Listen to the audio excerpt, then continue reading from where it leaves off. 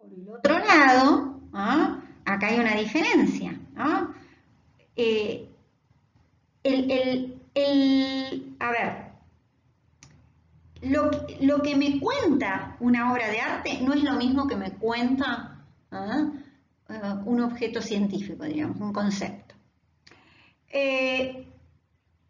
Pero, y esto es, el pero es muy importante,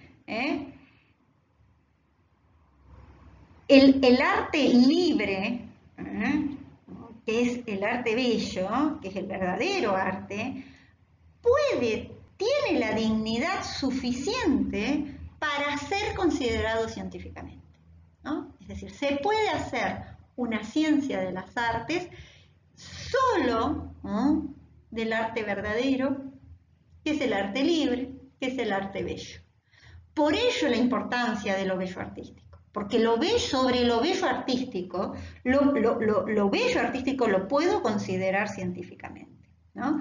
Es a partir de esta diferencia y que ustedes observaban entre lo bello artístico y lo bello verdadero y lo bello de la naturaleza, esa distancia, es decir, no de toda la belleza, sino del arte bello, que él propone hacer esta ciencia de las artes o esta estética, ¿no? Dice, bueno, voy a usar este término porque en realidad es el término que más se viene utilizando, ¿no?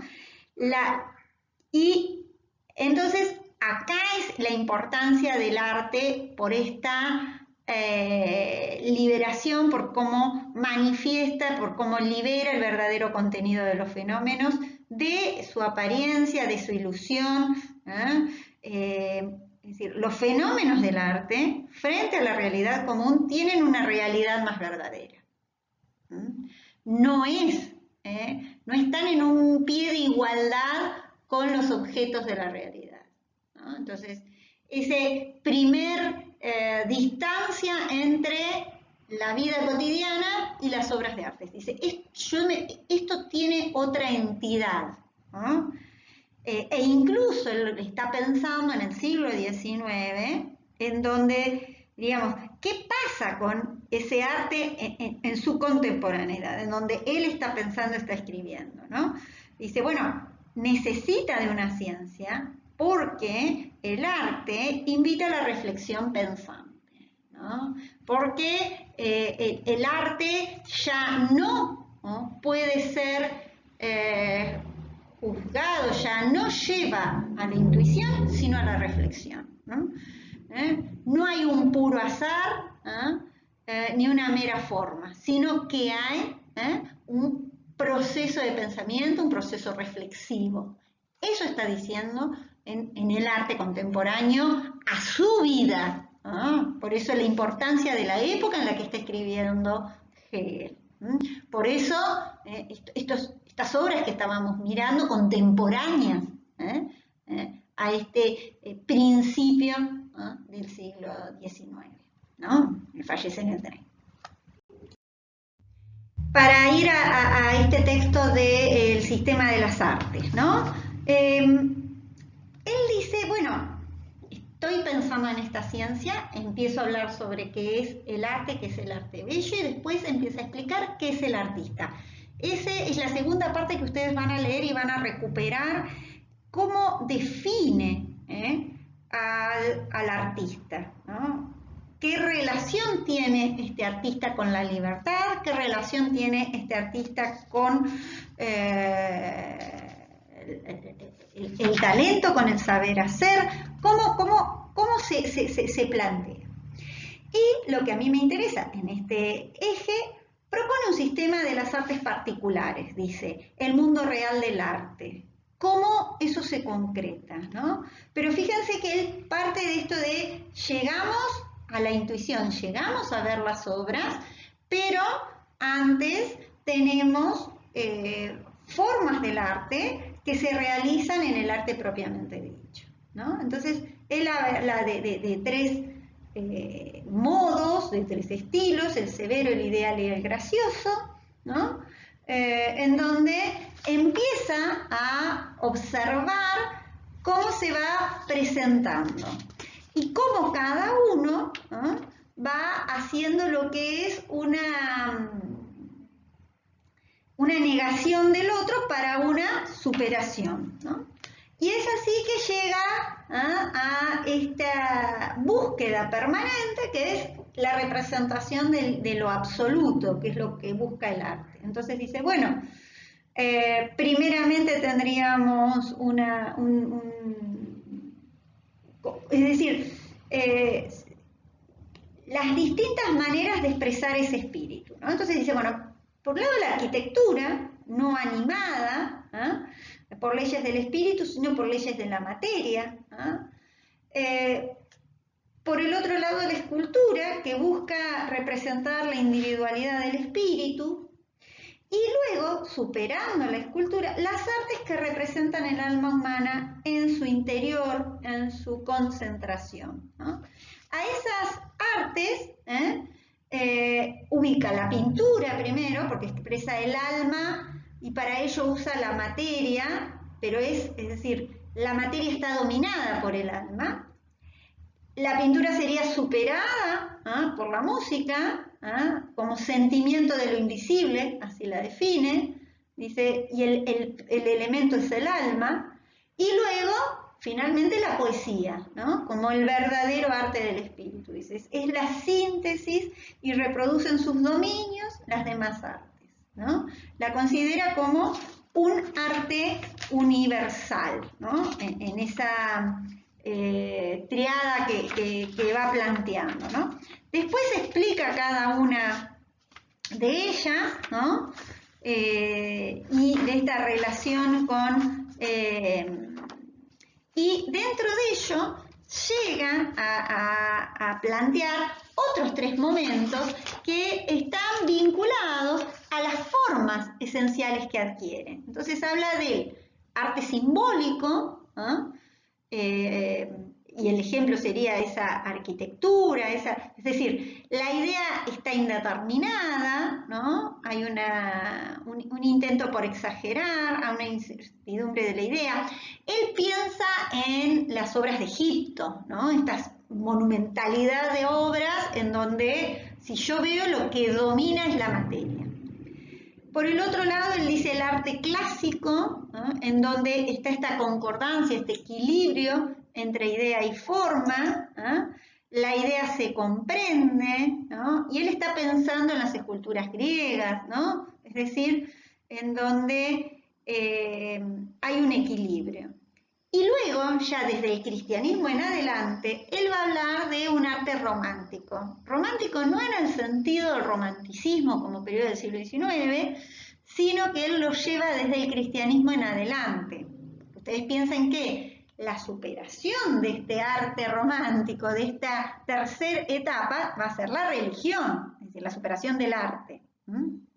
Es decir, él empieza hablando de el arte. Dice, el arte tendría estas distintas instancias, se me manifiesta de distinta manera. Yo puedo organizar un primer momento simbólico, un segundo momento clásico y un tercer momento romántico. Aclaración, no es el romanticismo en tanto estilo del 19, sino que es desde el cristianismo, diríamos, ¿no? ¿Por qué? Porque es lo que observa que la forma pierde importancia ante la importancia del contenido, ¿no?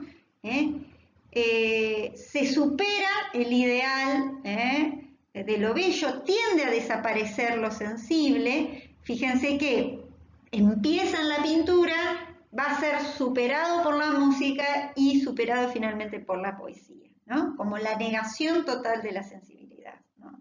Y allí es que plantea estos tres momentos y plantea esta superación de la obra de arte, ¿no? Esta muerte del arte, pero no muerte del arte en este sentido de que no existe más, sino en esta superación a partir de llegar para conocer ese espíritu absoluto a partir de la religión, ¿no? Sintetizar y volviendo a los tres ejes que marca y que va a explicar en la segunda parte de la lectura que van a tener que hacer, que él dice, bueno, la obra de arte, y esto es lo que venía hablando, es una creación de la actividad humana, es del hombre y para el hombre, podríamos decir. Para el sentido de esto es importante, ¿no? Como actividad humana implica conciencia, ser consciente de algo externo, ¿no? Dice, la consideración precitada expresa que esta actividad, como creación consciente de algo externo, puede también ser un objeto conocido y buscado y estudiado y observado por otros, ¿no? Es decir, es algo que se materializa, no queda solo en el terreno de mi cabeza, sino que se materializa, ¿no? Posteriormente, obviamente, se desvincula y pone en tensión todas estas teorías que habíamos observado respecto a con quiénes está peleándose o dialogando con Schiller y con Goethe, que era lo que veníamos observando en esta posición. Incluso recupera y da ejemplos con respecto a la música, ¿no? Ahí me interesa que presten atención. El otro eje está esta idea de que de la necesidad universal y absoluta de la cual nace el arte, dice, encuentra su origen en el que el hombre es conciencia pensante, es decir, que él hace de sí mismo para sí lo que es y lo que no, lo que es en general.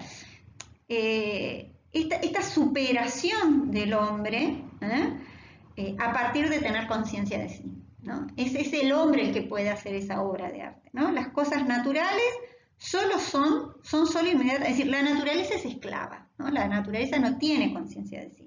El hombre es el que puede tener conciencia de sí, se la puede duplicar, la puede hacer, ¿no? Es decir, es también para sí, se intuye, se representa, piensa y solo mediante este activo ser para sí es espíritu, ¿no? Entonces, solamente el hombre puede hacer obras de arte. La naturaleza no es una productora de obras de arte, ¿no?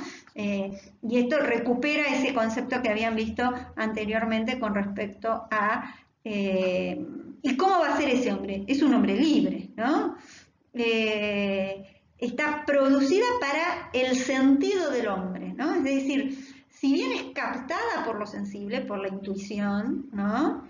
Requiero de ello, requiero de los sentimientos, de los sentidos, de la impresión, de esa intuición, ¿no? O debería despertar, ¿no? El arte despierto debería despertar, se mantiene por completo en lo indeterminado y constituye una consideración que se abstrae en efecto del contenido propio y de su esencia concreta. Es decir, me da otra referencia, otra llegada para poder empezar a comunicarme, a conocer ese espíritu absoluto, ¿no? Entonces, pero necesito partir de esa obra y no puedo olvidarme la presencia material de la obra, ¿no? Es parte referente de la obra como objeto y en parte a la subjetividad del artista, ¿no? Y acá aparece el artista como genio, como talento, con todas las características que yo les voy a estar pidiendo en la consigna de hoy para que señalen con respecto a la obra de arte, ¿no? Al artista, perdón, ¿no? En la consigna, ¿no? ¿Por qué,